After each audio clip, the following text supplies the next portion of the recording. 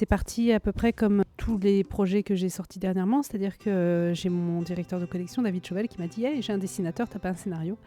Donc j'ai été voir ce que faisait Nesquin, parce que bon, ça arrive que ça tilte pas avec les dessins de la personne avec qui on voudrait me faire travailler. Et là, ça a marché. Il a un univers très très riche en termes de dessin et j'ai assez vite visualisé quelque chose une sorte de polar fantastique avec des personnages un peu sombres dans une ville difficile à situer. Donc j'ai commencé à écrire sur ce thème-là, j'ai fait un dossier où je présentais le personnage, l'univers, le concept. Et le dossier a été accepté par Nesquin et David, et donc du coup on s'est lancé dans l'aventure comme ça. J'ai toujours fait des projets perso et dessiner pour quelqu'un d'autre, c'est un autre exercice quoi. Et du coup trouver les bons codes pour que ça fonctionne avec un scénariste, tout en restant moi en fait. Et puis finalement, je me posais trop de questions en fait, et puis sans me poser de questions, c'est venu naturellement en fait. J'ai dû faire les 3 ou 4 premiers chapitres pendant qu'il faisait les recherches graphiques, etc. Donc tout le premier volume en fait. Seulement il m'a rattrapé. Donc voilà, j'avais un peu d'avance. Moi, je pensais avoir beaucoup d'avance, parce que 80 planches, quand même, je me suis dit, ça va aller lentement. Mais non, ça n'a pas été lentement du tout. Le storyboard est arrivé très vite, l'ancrage arrivait très vite derrière. Il était extrêmement performant au niveau de la narration. Donc, il y avait très peu de retravail sur les planches. Et donc, de fait, je me suis retrouvée à devoir écrire très, très vite la suite.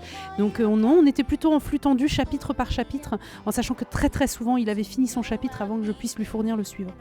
Voilà, donc c'est la prochaine fois, si on doit en refaire un, je lui fournis les 3 d'abord, et puis après on en reparle.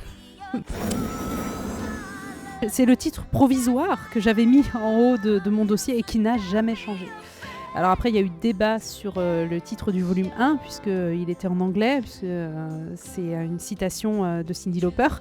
Et donc il y a eu débat, on a voulu me le faire passer en français, je dis que c'était pas possible, parce que vraiment c'était Cyndi Lauper, il fallait absolument que ça reste Cyndi Lauper, et passer le titre en français, ça perdait tout son sens.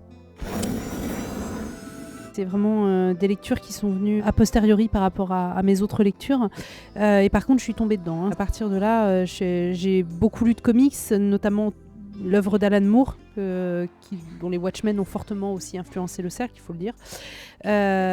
Et les œuvres de Neil Gaiman avec le Sandman qui est assez extra. Frank Miller également. Et il y a dans la narration comics quelque chose qu'on retrouve un petit peu dans le manga, mais de façon moins évidente, et qu'on retrouve peu en franco-belge.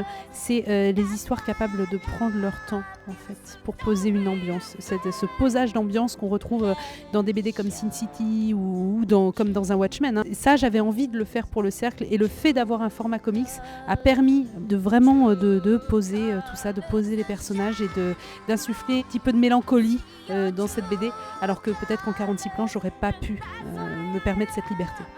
Moi, je fais vraiment partie de la génération manga, quoi. J'ai débarqué avec Dragon Ball, etc. Et du coup, il n'y a plus trop de place pour le comics. Ça t'a fait plaisir de le dessiner ? Oui.